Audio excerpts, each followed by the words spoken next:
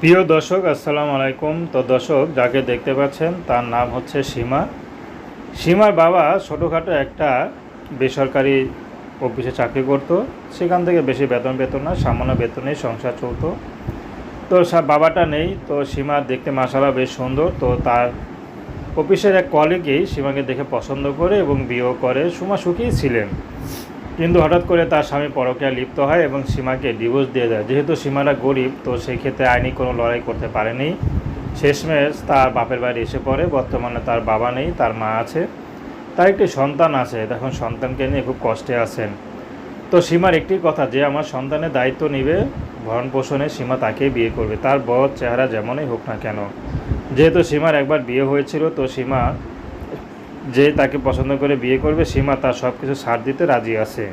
কারণ সীমা এখন চাচ্ছে শুধু ভালো মনের মানুষ, তার চেহারা বয়স কোনো ব্যাপার না।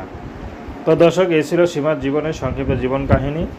তো প্রেম, ভালোবাসা, বিয়ে শাদী করা একান্ত আপনাদের ব্যক্তিগত ব্যাপার। আসসালামু আলাইকুম।